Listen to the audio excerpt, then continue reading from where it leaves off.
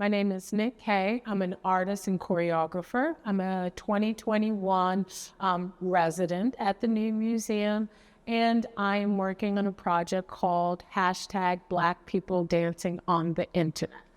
I'm interested in Black people. I like watching Black people dance. I'm a Black person who dances, and I was searching for other Black people dancing on the internet by typing this into Google.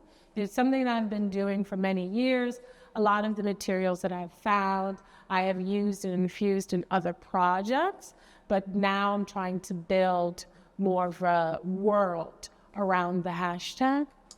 I started making videos with my MacBook on photo booth, and I found it to be consistent. I could pretty much set it up anywhere. The lighting was often very straightforward, and I could play with the box in ways that I found to be really engaging.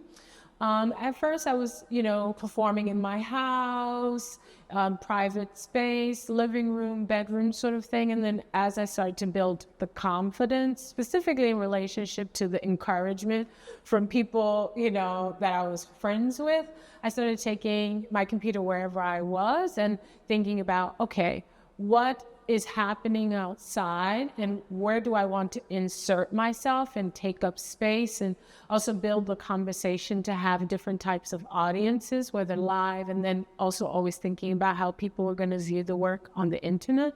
That was my entry point. My motivation for the residency is to sort of build a space. I'm working on 3 parts. The first is the multi-platform dance score or movement score.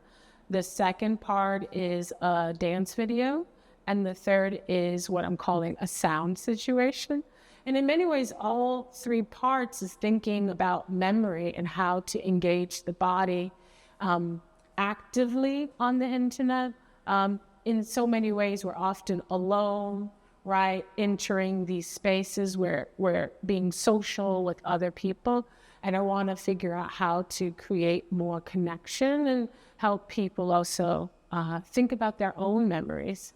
What I'm trying to do with the multi-platform dance score is think about how each social media platform allows the dancer or movement to exist and what opportunities those spaces, whether, in terms of design, but also community and the way that we developed habits, allow certain things to be more direct, or how will they resonate. It's very exciting for me to sort of work through a choreographic multi-space thing. It's sort of like site-specific work, but on the internet. So it's really, in many ways a progression of some of the things that I have been working on in relationship to physical space and architecture, but now the architecture is, websites. In terms of the dance video, I am returning to physical space and I'm interested in how I can work with memory. We're filming the video Keep At It in Bed-Stuy. It is a space in which I physically remember learning rhythm, how to be in conversation with other people around dance, around sound.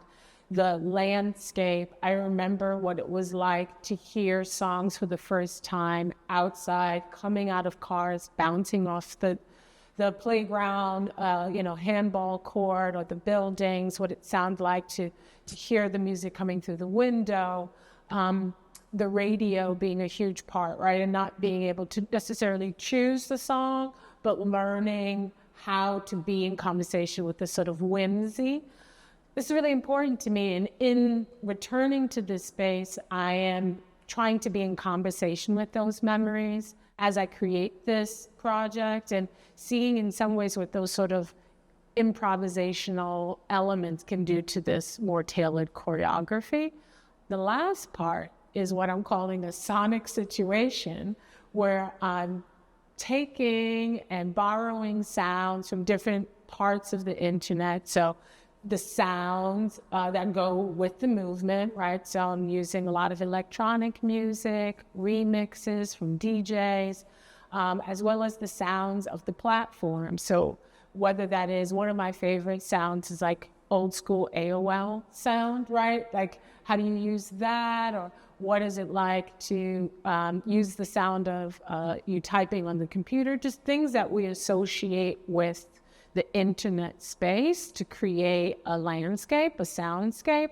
The internet is fun. It is a wonderful place to be, and it also can be a horrible place to be. But I think there is something about being able to turn it off. A really exciting questions about how to take the site-specific to the internet, right? Like how to create movement-based things, thinking about the design and what content you're sort of fit in between, and how to describe movement, how to push it in different ways, how to alter it, how to work with glitch, how to work with silence.